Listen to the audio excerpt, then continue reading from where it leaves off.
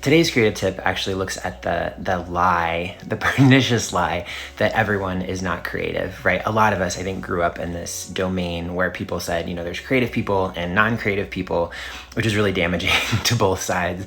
The non-creative folks don't take risks, don't explore creative endeavors. And then the creative people are, fine until someone attacks their creativity or questions it, and then it's like an assault on our person. So just that label has kind of been damaging. So today I kind of want to break down this framework that's from the book Tomorrow Mind by Seligman and Kellerman. And they kind of look at creativity just starting with the baseline that everyone's creative. And if you've seen any of my other videos, I really buy into this. And really just an existence as human is foundationally creative. We're these sort of organic machines that take in trillions of data points every day, and then we assimilate those data points into stories that we tell ourselves and we tell to others. So just existing in the world requires us to turn a lot of information into storytelling, which is creative. So at that baseline, everyone is creative. And what they do is they break down creativity into 4 buckets. So it's not, are you creative or are you not creative, but like, what is your strength in terms of creativity and how it's given to the world, or how you can share it with the world.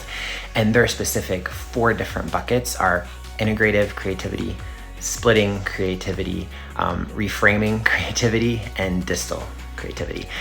So integrative is that idea of where you can see how unlike things are alike. And the example they use is actually Sir Isaac Newton, and how he was able to see an apple and the moon and kind of think, what if the same things affect those 2 bodies, even though they're very, very different, right, in terms of what they are. So the integrative is taking separate things and putting them together.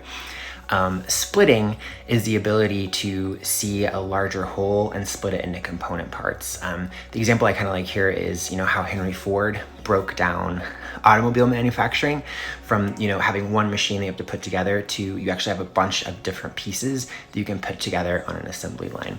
So it's taking a bigger idea and splitting it into different parts. Reframing is the third kind of creativity, and that is actually being able to to look at something from a different perspective. The example they kind of use, which I really like, is Sherlock Holmes, where oftentimes there's this foreground issue and a background issue, and then really what Holmes can do is kind of shift and say, oh, it's actually the background thing that was causing the foreground thing. So it's being able to reframe a situation. Practically this might be, you have the ability to bring separate areas of study together and look at something from a different perspective, rather than just sort of the static normal way that most people are looking at it. And the last kind of creativity is distal creativity, and this is like the big dreamer kind of creativity, or the ability to see something way down the road. So be able to see those possibilities, opportunities. And this creativity is often, ahead of its time in a lot of ways. And a lot of times people who, see this far ahead are often punished for it because it goes so far outside the norm. So in the book, Tomorrow Mind, authors talk about how, often you need someone working with a distal creative to kind of pull it and give people steps. So what this does, it kind of, you think about how you're creative, whether it's integrative, do you take separate things and put them together? Do you split things? Can you see the minutia inside a larger thing? Are you good at reframing, seeing things from different perspectives and sort of shifting focus? Or are you a huge dreamer, right, and see things way far down the line? So it could be a mix of these, it could be different types, but it's really worth kind of sitting down and kind of thinking how you see information and thinking about creativity from that perspective. Because especially if you're in a group or even a work project, or if you're working on a creative project, if everyone kind of sits down and say, okay, what am I really good at in terms of creativity and how I see things, you can get really great perspectives from around the horn. Is what I meant to say. So 4 types of creativity. If you have time today, kind of sit through and think about, which one is your biggest strength, or maybe where your strengths are, whether it's integrative, splitting, reframing, or distal. Myself, I think I'm more of a reframer. I really like to put things together, and that shows up in my books a lot. When I break down my stories, usually I can see, oh, this is from this, this is from this. I just sort of put them all together in a different way. So that's kind of, but along with that is like being able to see the splitting function where I can split things out. So those kind of overlap for me specifically. But take some time, think about it. And when you see someone in your life who's like, oh, I'm not creative, say, oh yes, you are. You're definitely creative. Your existence is creative. And this is how you might be creative and how it might show up in a non-traditional kind of way. So be creative, figure out which type you are, and then share it and help your non-creative friends see what they might be bringing to the world that they don't even know.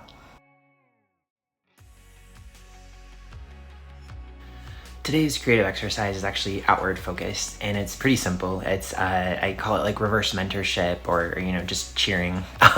But basically what I'd like you to do is think of someone that a colleague, friend, someone at work, and just give them a compliment for their creativity. So it could be traditional. It could be a friend who writes stories or posts their artwork. Cheer them on, add a comment to their post, whatever it is. Or it could be someone at work in your day job, maybe someone who always has an agenda, or someone who organizes things, or a good project manager, and just cheer on sort of their creative work that actually doesn't get labeled as creative often.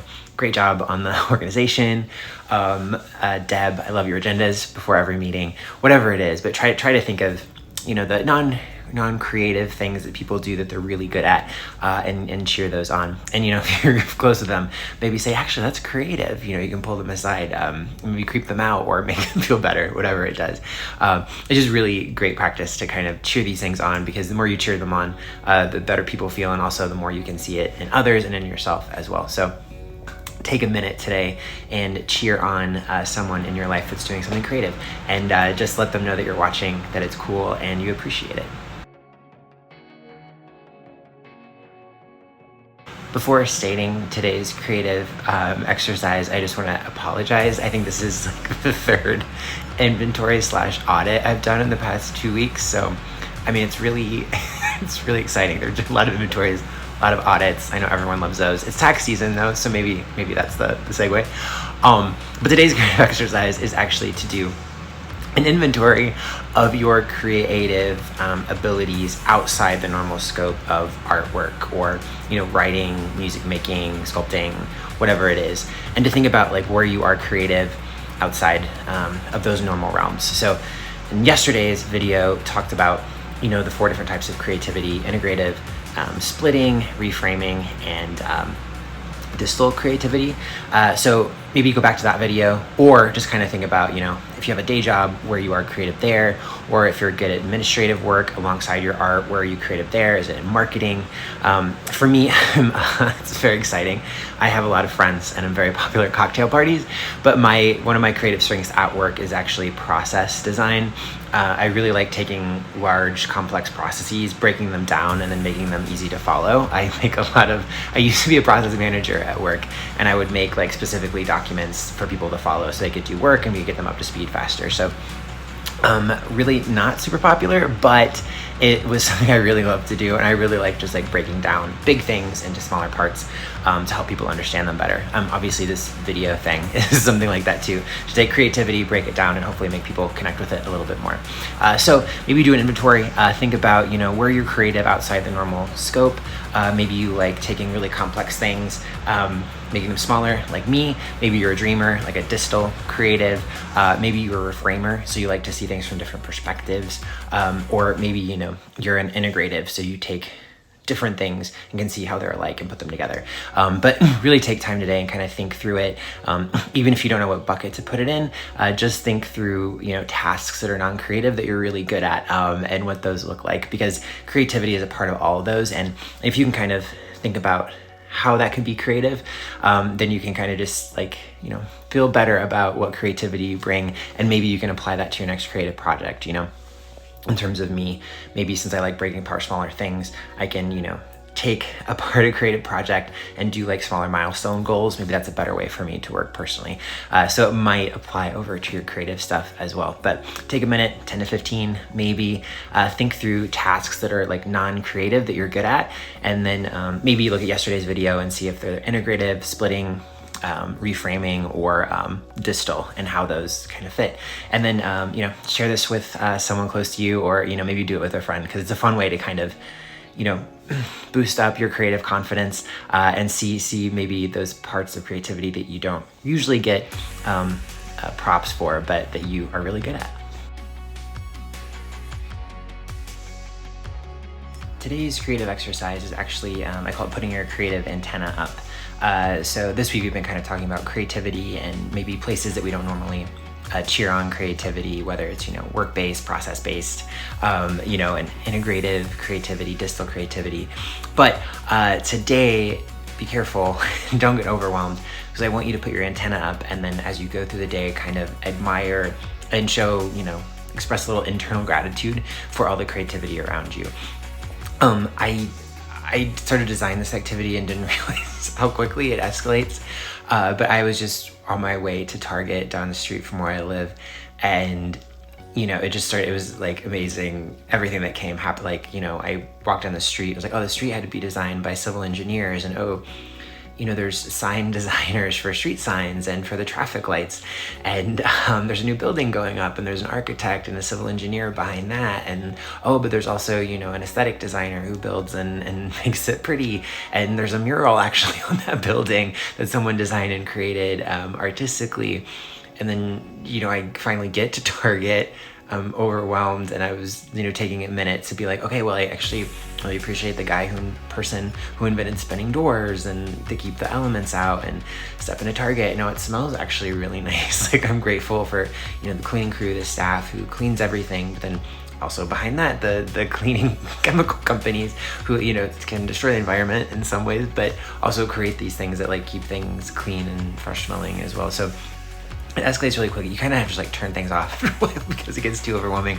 But it is a fun activity just to give yourself a path or go to a place that you normally go to and just admire all the creativity and the work that humans had to put into that space to make it welcoming, wonderful, enjoyable. And it's a really sort of a gratitude activity. But go to a space, see how long you last and how much you can record mentally about the creativity around you, and just give yourself a minute to sit in it, be refreshed by it, and enjoy it, because a lot of times we go so fast we don't really appreciate all the amazing things that are designed around us and that make things feel homey and wonderful.